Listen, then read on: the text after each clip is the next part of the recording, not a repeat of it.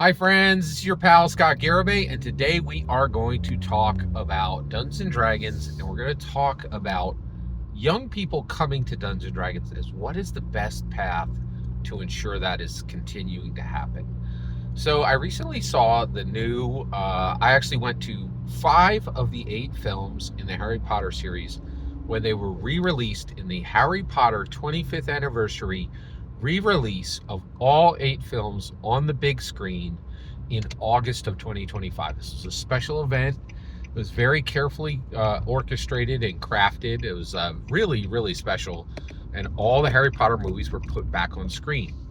Now, I go to see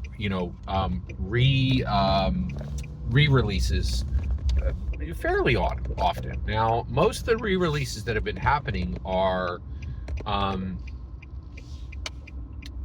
Chris Nolan.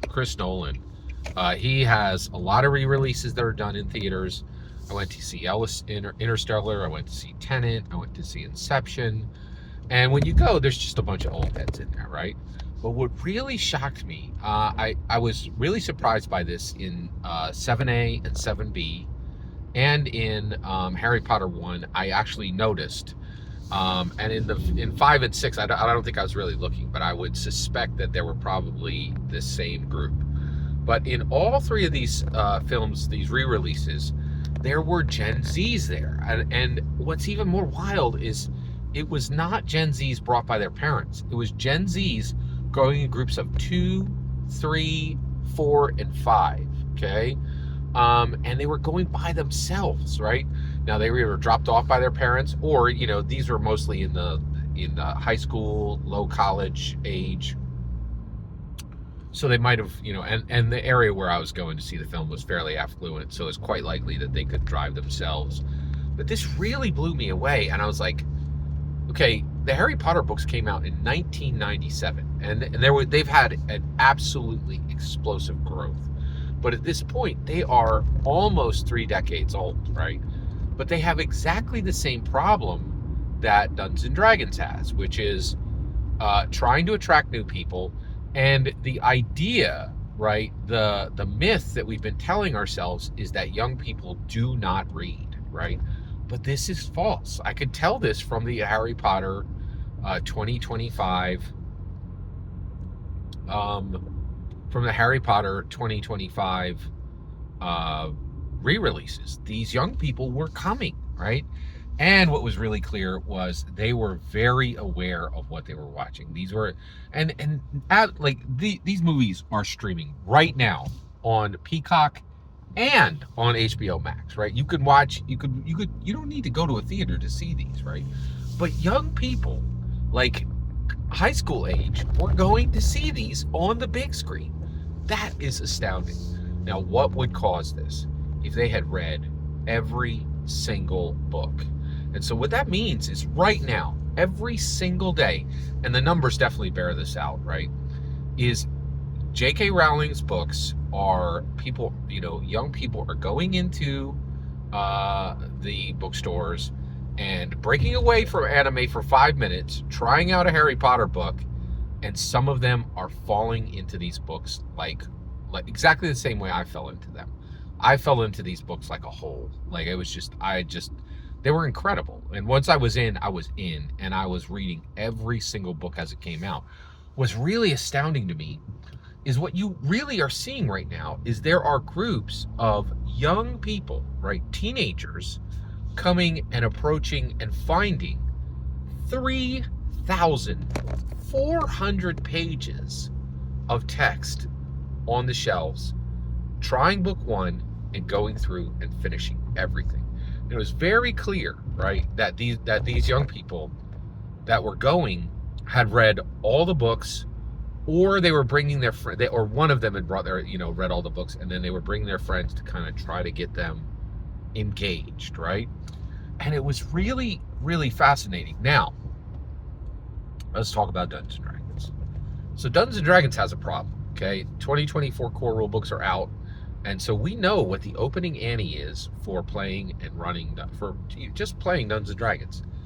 1,150 pages of text. That is a ton of text.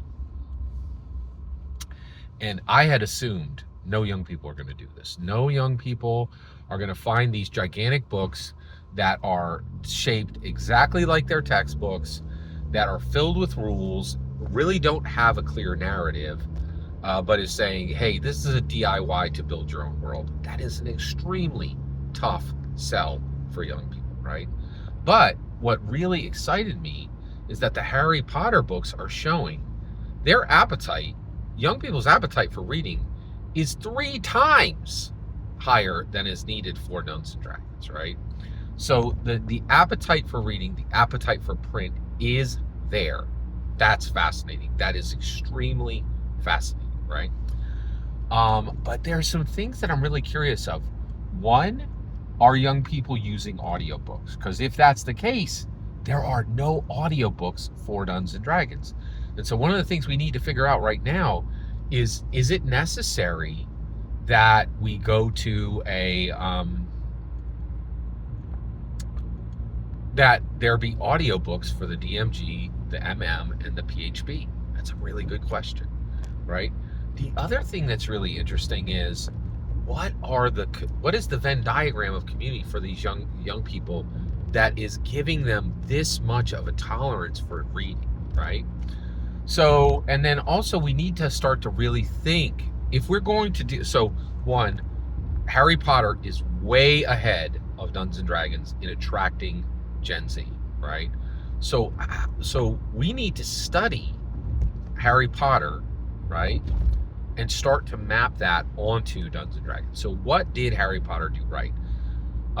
Okay, magical world. We already have that. We have a magical world for Dungeons and Dragons. Or do we, right? Is it a problem that there are so many worlds for Dungeons and Dragons that it's often not even clear what the default world is? The default world, by the way, for Dungeons and Dragons 5th edition is clearly, actually, the default world for Dungeons and Dragons is Faerun. It's Forgotten Realms. But sometimes that's confusing. Like, why is Greyhawk in the middle of the DMG, the 2024 core rulebook, right? It's tough. It's very difficult to understand. Now, that should become very clear. We're literally about to get some setting books for Forgotten Realms for Dungeons and Dragons 2024 core rulebooks, 5th edition. So that's excellent. No problems there. So we have a magical world, but we might have to fix the idea that all these existing magical worlds are problematic, right? And find some way to hide them for young people who are coming into Dungeons and Dragons, right? The other thing that I think is very interesting is how do we actually find? Oh yes, yeah. So the other one that I think is really interesting is, what do you do for getting friendship. Friendship is masterfully shown by J.K. Rowling.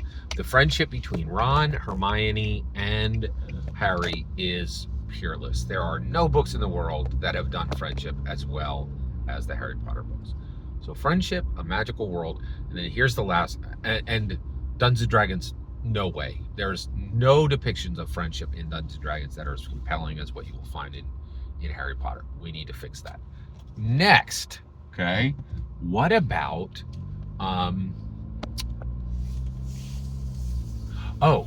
so magical world, friendship, quality writing.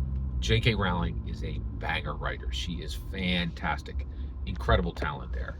Do we have that same level of talent for in the D&D designers? No, absolutely not. We do not have that level of talent.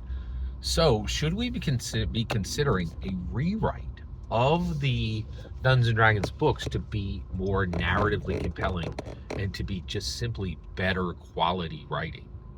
I think maybe we should. Those are the things I think we can learn from Harry Potter to bring in young people to Dungeons and Dragons. Every single word you just heard in this video is my humble opinion. Nothing more, nothing less. The important part is when I get to hear your humble opinion. When you get in the comments and send your traffic. Please consider subscribing, and have a fetch millennium.